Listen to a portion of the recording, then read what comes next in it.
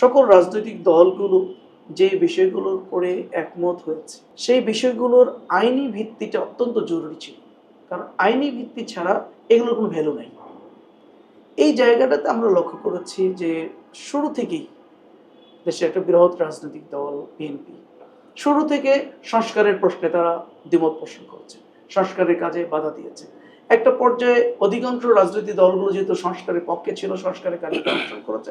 একটা পর্যায়ে তারাও বাধ্য হয়ে এই সংস্কার কার্যক্রমে অংশগ্রহণ করেছে এবং এই আলোচনায় আমরা প্রতিনিয়তই মিডিয়ার মাধ্যমে দেখেছি যে তাদের ভিন্ন মতের মধ্য দিয়ে এই সংস্কার কাজকে তারা বাধাগ্রস্ত করার চেষ্টা করে। একটা পর্যায়ে অধিকাংশ রাজনৈতিক দলগুলো একমত হওয়ার কারণে বলা যায় যে ৮০টার উপরে, আমি যতটুকু জানি ৮৪টা বিষয়ের উপরে রাজনৈতিক দলগুলো একমত হয়েছে।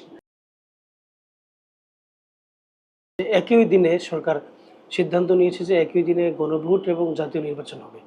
এটা কি আসলে সম্ভব কিনা বর্তমান বাংলাদেশের প্রেক্ষাপট অনুযায়ী? আসলে এটা যদি বলি যে বর্তমান যে প্রেক্ষাপট, আমরা দীর্ঘ ১৬ বছর এখানে কোনো নির্বাচন দেখিনি। দিনের ভোট রাতে হয়েছে, একতরফা নির্বাচন হয়েছে, আমিরামি নির্বাচন হয়েছে, যার কারণে ১৬ বছর পরে একটা নির্বাচন হতে যাচ্ছে আগামী ফেব্রুয়ারি মাসে। এটা নিয়ে মানুষের একটা আলাদা কৌতূহল আছে, আলাদা ইমোশন আছে এই নির্বাচন, মানে মানুষের মধ্যে এই নির্বাচনকে ঘিরে একটা মানুষের মধ্যে আলাদা আনন্দ উৎসব কাজ করছে। এর সাথে যদি আমরা গণভোটটা যুক্ত করি, কারণ গণভোটটা আবার আরেকটা মানে মানে মানুষের মধ্যে আরেকটা আবেগের জায়গা। কারণ এই যে জুলাই সনদ, জুলাই গণঅভ্যুত্থান, এই জুলাই গণঅভ্যুত্থানের পরে মানুষ চেয়েছিল একটা আমূল সংস্কার দেশের, যে সংস্কারের মধ্য দিয়ে আগামী দিনে আর কোনো রাজনৈতিক শক্তি ক্ষমতায় গিয়ে যেন ফেসিবাদী হয়ে ওঠার সুযোগ না পায়। এই জন্য মূলত দেশের মানুষ এবং এই আন্দোলনের সাথে সম্পৃক্ত যে তরুণ যুবকরা, তাদের প্রত্যাশা হলো একটা নতুন রাজনৈতিক বন্দোবস্ত। তো সেই নতুন রাজনৈতিক বন্দোবস্ত সৃষ্টির জন্যই, তৈরির জন্যই মূলত দীর্ঘ সময় নিয়ে রাজনৈতিক দলগুলোকে সরকার একত্রিত করে দীর্ঘ সময় নিয়ে ঐক্যমত্য কমিশন কিন্তু আলোচনা করছে। আলোচনার পরে সকল রাজনৈতিক দলগুলো যে বিষয়গুলোর উপরে একমত হয়েছে সেই বিষয়গুলোর আইনি ভিত্তিটা অত্যন্ত জরুরি ছিল, কারণ আইনি ভিত্তি ছাড়া এগুলোর কোনো ভ্যালু নাই।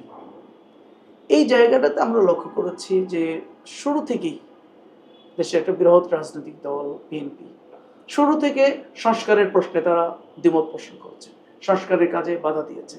একটা পর্যায়ে অধিকাংশ রাজনৈতিক দলগুলো যেহেতু সংস্কারের পক্ষে ছিল, সংস্কারের কার্যক্রমে অংশগ্রহণ করেছে। একটা পর্যায়ে তারাও বাধ্য হয়ে এই সংস্কার কার্যক্রমে অংশগ্রহণ করেছে এবং এই আলোচনায় আমরা প্রতিনিয়তই মিডিয়ার মাধ্যমে দেখেছি যে তাদের ভিন্ন মতের মধ্য দিয়ে এই সংস্কার কাজকে তারা বাধাগ্রস্ত করার চেষ্টা করেছে। একটা পর্যায়ে অধিকাংশ রাজনৈতিক দলগুলো একমত হওয়ার কারণে বলা যায় যে ৮০টার উপরে, আমি যতটুকু জানি ৮৪টা বিষয়ের উপরে রাজনৈতিক দলগুলো একমত হয়েছে। এখন যে বিষয়গুলো একমত হলো সেই বিষয়গুলো তো আইনি ভিত্তি ছাড়া এগুলোর তো কোনো ভ্যালু থাকলো না। কিন্তু এখানে বিএনপির পক্ষ থেকে বারবার প্রস্তাবনা আসা শুরু করলো যে না, মানে পরবর্তী গভর্নমেন্ট যারা আসবেন তারা এগুলোকে বাস্তবায়ন করবেন। বিএনপি সহ হাতে কোনো কয়েকটা দল বাদ দিয়ে অধিকাংশ রাজনৈতিক দল এবং দেশের আপামর জনতা চাচ্ছিল যে না, নির্বাচনের পূর্বে যে বিষয়গুলোর উপরে আমরা একমত হলাম সেগুলোর আইনি ভিত্তি তৈরি হোক এবং সেই আইনি ভিত্তির উপর একটা নির্বাচন হোক। কিন্তু এই জায়গাটাতে তারা বাধাগ্রস্ত করেছে। একটা পর্যায়ে আবারও রাজনৈতিক দলগুলোর মানে অধিকাংশ রাজনৈতিক এক পক্ষ হওয়ার কারণে এখানেও চাপের মধ্যে পড়ে তারা আইনি ভিত্তি দেওয়ার ক্ষেত্রে তারা রাজি হয়েছে।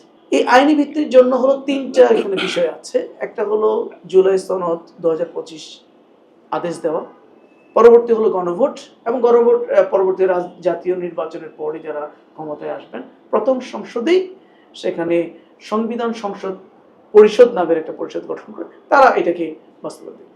তো দেখুন এই জায়গাটাতে জুলাই সনদ ওয়ার্ডার ইতিমধ্যে হয়ে গেছে, এটাকে আমরা অ্যাপ্রিসিয়েট করেছি।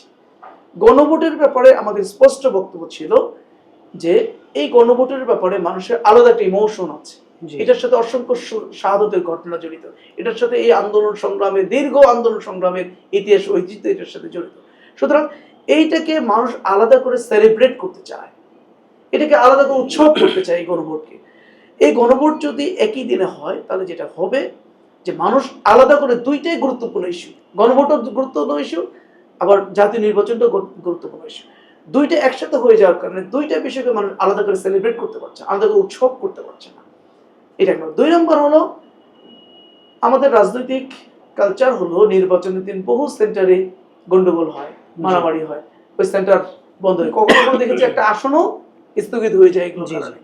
এবার তো আবার নির্বাচন কমিশনের পক্ষ থেকে খুবই কড়াকড়ি করা হচ্ছে যে চাইলে পরে তারা পুরো আসন স্থগিত করে দিতে, নির্বাচন স্থগিত করে দিতে হবে। আচ্ছা, ধরে নিন যে নির্বাচন একই দিনে হলে কোনো একটা সেন্টারে যদি ভোট সেন্টারটা বন্ধ হয়ে গেল, নির্বাচন কমিশনটি স্থগিত করলো, অথবা একটা আসন তার মানে এটার সাথে তখন গণভোটটাও কিন্তু স্থগিত হয়ে গেল। এই যে একটা জটিলতা, এই যে একটা জটিলতা। আর মানুষ আরেকটা জিনিস হলো এখানে একই দিনে অনেক অশিক্ষিত মানুষ আছে যারা কি করবেন যে ওই জাতীয় নির্বাচনটাই ওই সময়ে তার কাছে মুখ্য হয়ে দাঁড়াবে, এবং প্রার্থীরাও কিন্তু গণভোটের চাইতে জাতীয় নির্বাচনকে বেশি প্রচারণায় নিয়ে আসবে, এই জন্য যে এইটাই তার দরকার, প্রার্থীদের দরকার হলো আমি এমপি হব।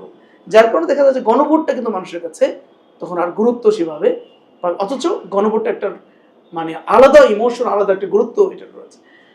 একই দিনে হলে দেখা যাচ্ছে এটা অনেক মানুষ ভোটাররা হয়তো অশিক্ষিত বা অনেকে মনে করবে ও জাতীয় ভোটটা দিয়ে হয়তো গণভোটের কাগজটা পকেটে নিয়ে চলে আসে, এটাতে সে হয়তো তার মতামতটা তাও নাও দিতে পারে। এই ধরনের সিচুয়েশন কিন্তু হবে, যার কারণে দেখা যাচ্ছে গণভোটের যে আলাদা একটা ইমোশন গুরুত্ব এটা কিন্তু একই দিনে হয়ে যাচ্ছে। এই জন্য আমরা চাচ্ছিলাম যে এই গণভোটটা আলাদা একটা, এটা রেকর্ড আছে অতীতে 15 দিনের ভিতরে গণভোট দেওয়ার রেকর্ড মানে সাবেক রাষ্ট্রপতির শহীদ জিয়াউর রহমান সাহেব দিয়েছিলেন। এটা এরশাদ সরকারও এটা 15 থেকে 20 দিনের ভিতরে তারা মানে সম্ভব করে তুলেছে। তো আমরা এই জন্য বলেছিলাম যে এখনো যদি সরকার চায় এবং এটা চাওয়া দরকার, এটাই হলো আপামর জনতার সেন্টিমেন্ট, এটা না হলে পরে মানুষের জন আকাঙ্ক্ষার প্রতিফলন ঘটলো না। তো এই জন্য এখনো সরকারের উচিত যে তাদের যে সিদ্ধান্ত গণভোটের ব্যাপারে একই দিনে, এই সিদ্ধান্ত থেকে সরে এসে জন আকাঙ্ক্ষার প্রতিফলন হিসেবে নভেম্বরের শেষ দিকে গিয়ে হলেও এই গণভোটটা। তাহলে কি আপনার কথাতে বোঝা যাচ্ছে তাহলে কি বিএনপির যে মত ছিল যে একই দিনে নির্বাচন এবং গণভোট হবে, তাহলে সরকার কি বিএনপির মতটাকে মেনে নিয়েছে? হ্যাঁ, পারতপক্ষ তো এটাই বোঝা যাচ্ছে যে বিএনপি চাচ্ছিল হলো একই দিনে ইলেকশন করা। এখানে বিএনপির চাওয়ার সাথে বর্তমান গভর্নমেন্ট, বর্তমান সরকার তাদের চাওয়াটাকে এখানে এস্টাবলিশ করেছে, তাদের চাওয়াটাকে প্রতিফলন ঘটিয়েছে।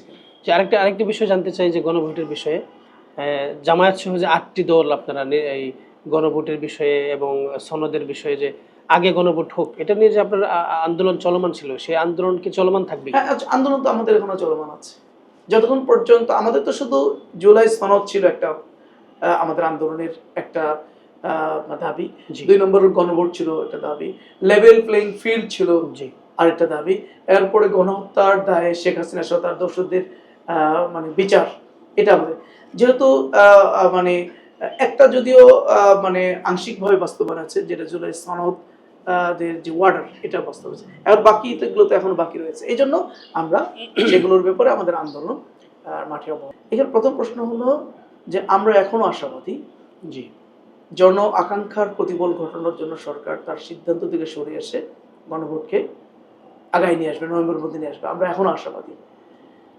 যদি জন আকাঙ্ক্ষার প্রতিফলনের বিপরীতে গিয়ে সরকার তাদের সিদ্ধান্ত যদি অটল থাকে, তাহলে পরবর্তীতে 8 দল সহ আরো কিছু দল আছে যারা এই আন্দোলনকে মানে সমর্থন জানিয়েছে, বসে তখন পরবর্তী সিদ্ধান্ত নেওয়া হবে যে পরের আমাদের কর্মসূচিটা কি হবে। changetv.press এক ফোঁটা হলুদও নেই।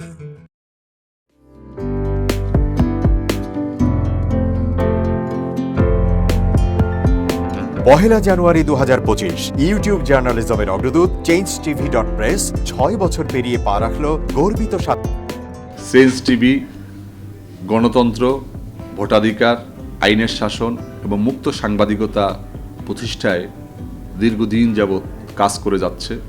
বাংলাদেশের মানুষের জনমত গঠনে এবং একটি সুন্দর বাংলাদেশ বিনির্মাণের লক্ষ্যে তথ্য এবং বস্তুনিষ্ঠ সংবাদ পরিবেশন করে গোটা জাতিকে তাক লাগিয়ে দিয়েছে।